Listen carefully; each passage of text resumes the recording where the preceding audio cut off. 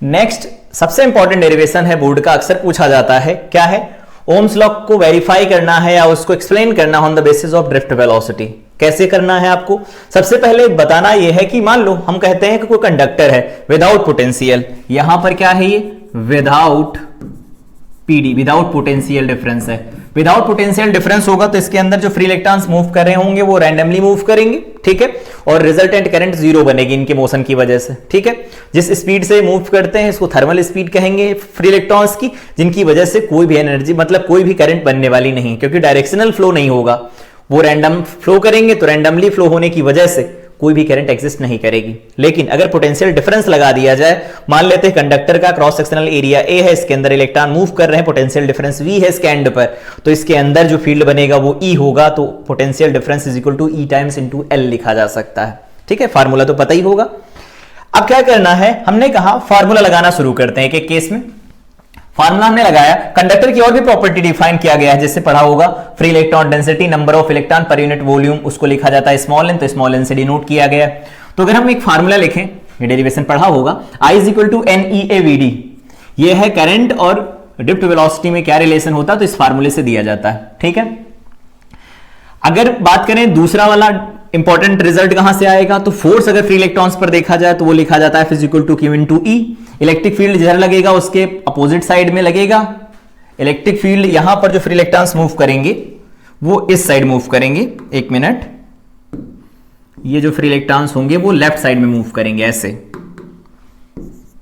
ये इस side move करेंगे, ठीक, फ्री इलेक्ट्रॉन्स, क्योंकि लेफ्ट साइड वाली प्लेट पॉजिटिव प्लेट है, ठीक है, कंडक्टर की पॉजिटिव प्लेट है, ये कुछ इस तरह से मूव करेंगे और इनके अंदर जो फील्ड बनेगा वो राइट साइड में बनेगा।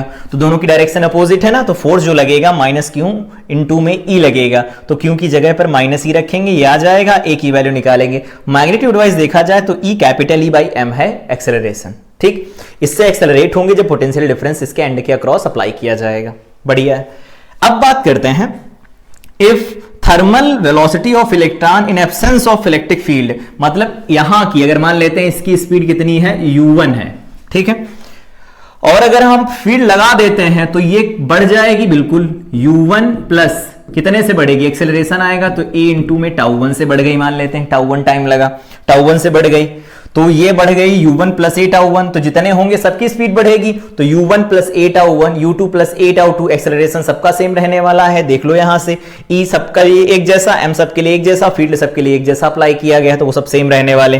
तो यहां पर हम ये बोल सकते हैं, for other electrons will, other electron के लिए जो बनेगी स्पीड वो क्या आएगी, u2 प्लस ए टाउ2, u3 प्लस ए टाउ3 डॉट डॉट un प्लस ए टाउ n बन जाएगा, ठीक है। तो यहां से पहले speed u1 u2 u3 un थी, अब उसमें a tau one plus a tau two plus a tau three add होता चला गया, स्पीड इंक्रीज हो गई, ठीक है, और डायरेक्शनल फ्लो आ गया, जहां पर टाउ1 टाउ2 रिलैक्सेशन टाइम है, ठीक। अब बात करते हैं कि अगर n नंबर ऑफ इलेक्ट्रॉन है तो उनकी एवरेज स्पीड ही तो ड्रिफ्ट स्पीड होती थी। अगर ड्रिफ्ट वेलोसिटी का फार्मूला पता होगा तो एवरेज स्पीड जो होती फ्री इलेक्ट्रॉन्स की उसी को ड्रिफ्ट स्पीड कहा जाता है, ड्रिफ्ट वेलोसिटी कहा जाता है। तो ड्रिफ्ट वेलोसिटी क्या लिखा जाएगा, सबकी स्पीड डिवाइडेड बाय में नंबर ऑफ इलेक्ट्रॉन, तो सबकी स्पीड लिख दिया divided by number of electron लिख दिया। अब क्या किया, इनको अलग अलग किया, u1 plus u2 plus dot dot un divided by में n, ये क्या है, थर्मल स्पीड है, ये थर्मल स्पीड हो गई, ठीक है। और यहां से a जैसे ही कॉमन लिया, टाउ1 प्लस टाउ2 से लगा करके टाउ1 तक ऐड किया और n ले लिया, मतलब ये एवरेज रिलैक्सेशन टाइम है, ठीक है।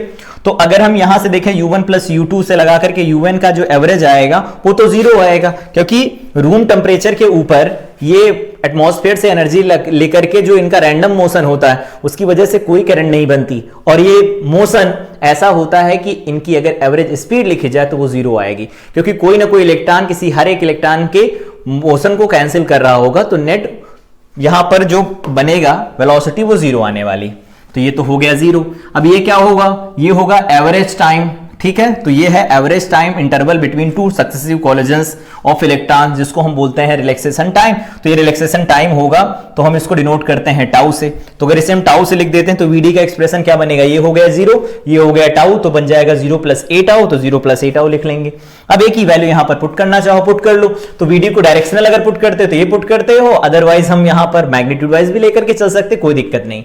अब हमने क्या किया, ये Vd की जो वैल्यू आई मैग्नीट्यूड वाइज उठा करके यहां इस पहले इक्वेशन में रख दिया, इस वाली पहली इक्वेशन में।